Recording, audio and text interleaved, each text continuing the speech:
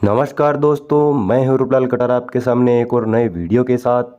दोस्तों, राजस्थान की हिस्ट्री चल रही थी अपनी, और राजस्थान की हिस्ट्री में हमने स्टार्ट किया था प्राचीन सभ्यता, मेवाड़ राजवंश, राठौड़ राजवंश, गुर्जर प्रतिहार और आमेर का इतिहास। लगभग सभी कंप्लीट हो गई। और कल की क्लास में हमने स्टार्ट किया था चौहान वंश। चौहान वंश में हमने चौहान वंश की स्थापना और संस्थापक कौन है और सांबर के चौहान यानी सपादलक्ष के चौहान पढ़ लिए थे, और उनमें से वाकपति राज तक हमने पढ़ लिया था।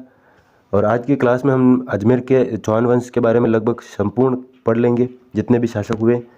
लेकिन ये सारे के सारे अभी पढ़ने जा रहे हैं वो सपादलक्ष यानी सांबर के चौहान है। सिंहराज उपाधि थी इनकी महाराजा धीराज।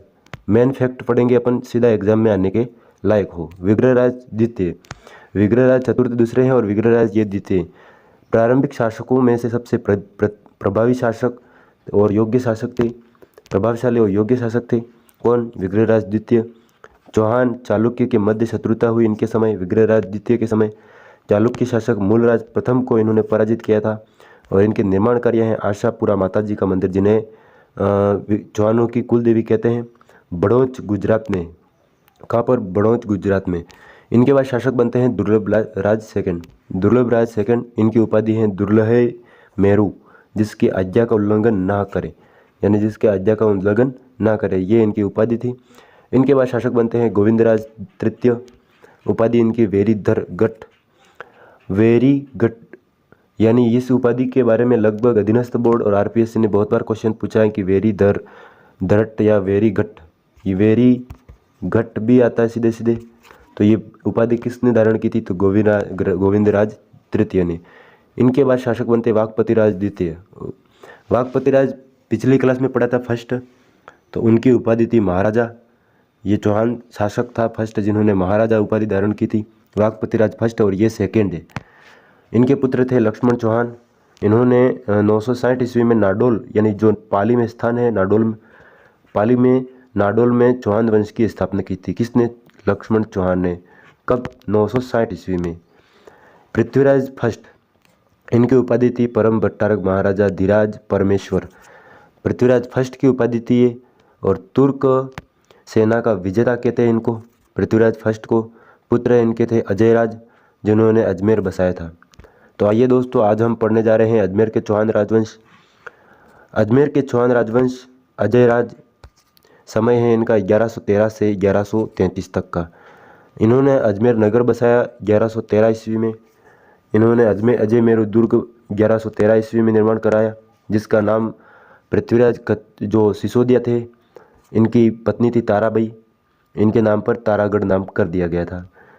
अजमेर की राजधानी अजमेर रखी गई इनके शासनकाल में। इनके शासनकाल में सिक्के चलाए गए श्री अजय देव के नाम से, वह लक्ष्मी का चिन्ह था। एक खास बात और है कि इनकी पत्नी थी सोमलेखा, इनके नाम के भी सिक्के चलाए थे। ये इतिहास की फर्स्ट रानी है जिसके नाम से सिक्के चले थे। कौन सी? सोमलेखा। किसकी थी? तो अजयराज की।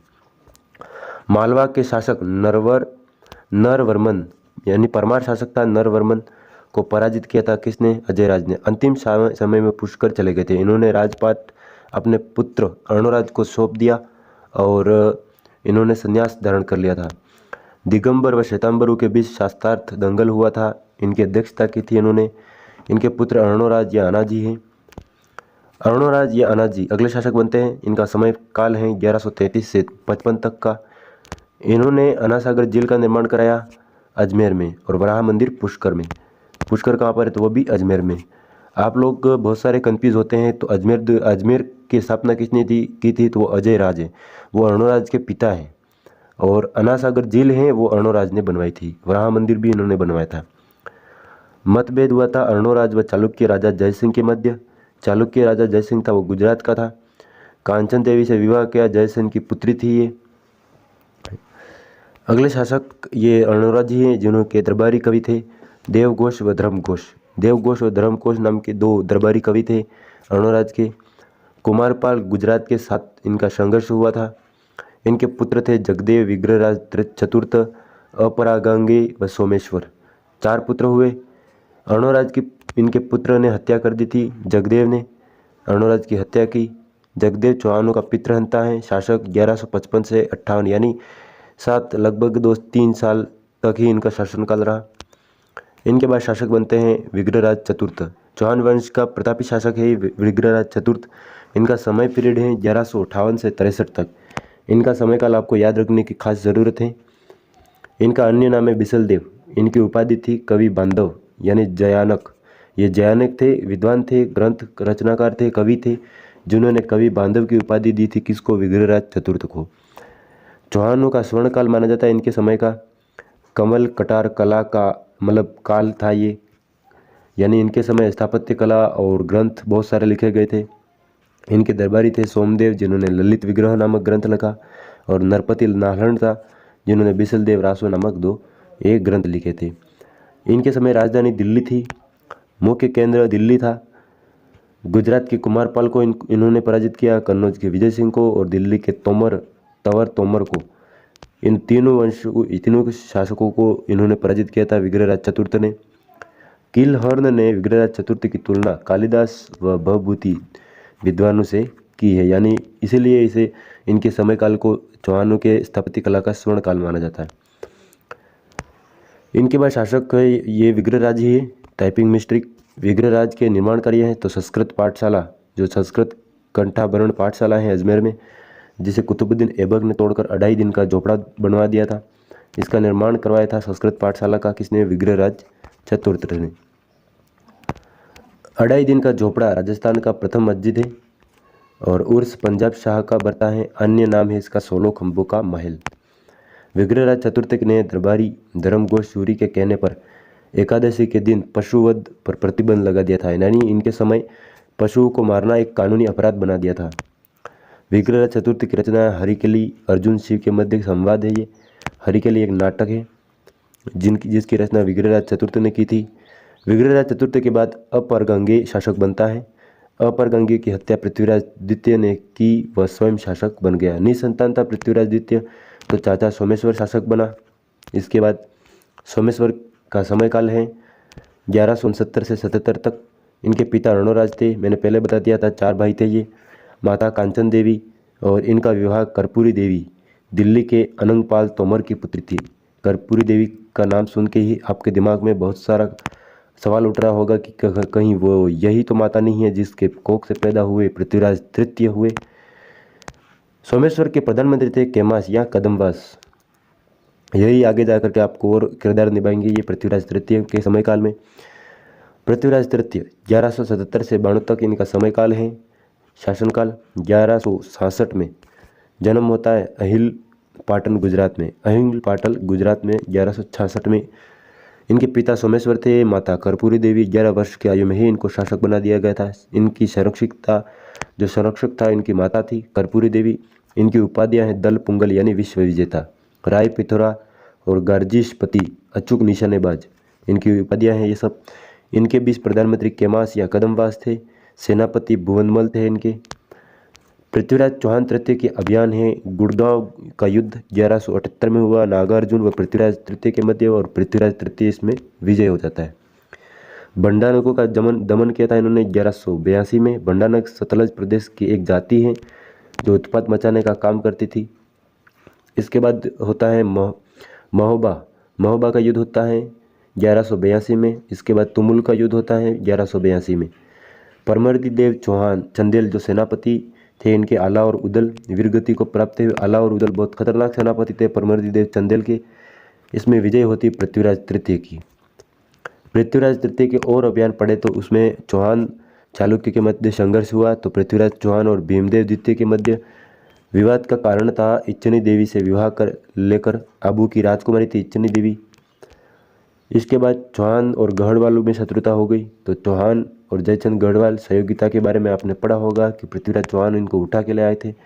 पृथ्वीराज चौहान ने सहयोगिता के साथ विवाह किया था। पृथ्वीराज चौहान व गौरी के मध्य संघर्ष। प्रथम युद्ध हुआ तराइन का प्रथम युद्ध कहाँ पर? तो करनाल में, हरियाणा 1191 में। तबर हिंद व गौरी का कब्जा।